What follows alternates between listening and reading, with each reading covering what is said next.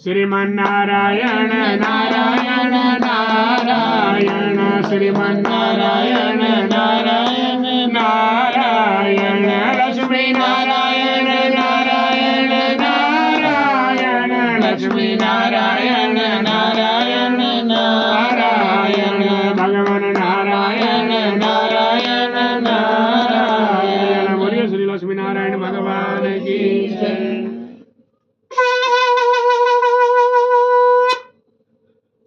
से प्रस्थान किया। व्यापारी ने विश्राम करने लगे, तभी भगवान सत्यनारायण जी ने उनकी परीक्षा लेने के लिए एक साधु का रूप धारण किया और उनके पास आए और पूछने लगे कि हे व्यापारी, तेरी नाव में क्या सामान लदा हुआ है।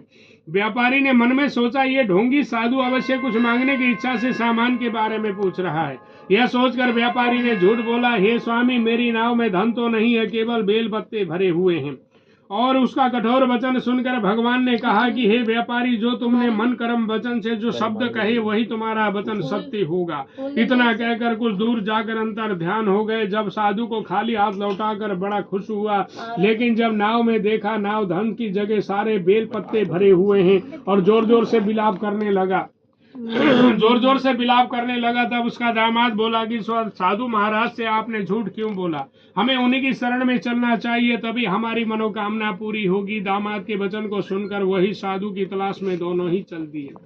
कई दिनों तक ढूंढते रहे, ढूंढते, लेकिन साधु महाराज नहीं मिले। तब थक के मारे एक बट वृक्ष के नीचे आकर बैठ गए और वहीं पर विलाप करने लगे। तभी भगवान को उनके ऊपर दया आई और भगवान ने वही साधु का रूप धारण किया और उनके पास आकर खड़े हो गए। साधु को देखते ही वह दोनों उनके चरणों में गिरकर क्षमा याचना करने लगे, जोर जोर से रोने लगे।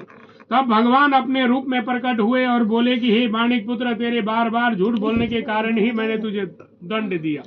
तूने बार बार मेरा और लक्ष्मी जी का व्रत और पूजन करने के लिए कहा, लेकिन तूने कभी किया नहीं, क्योंकि मैंने तो तेरी सारी मनोकामना पूरी कर दी। व्यापारी तब हाथ जोड़कर बोला कि हे भगवान, आप तो दीन दुखियों के कष्ट को दूर करने वाले हैं, सभी की मनोकामनाएं पूरी करते हैं, मेरी भी इस गलती को क्षमा करें। आपके स्वरूप को तो ब्रह्मा आदि भी नहीं जान पाते, भला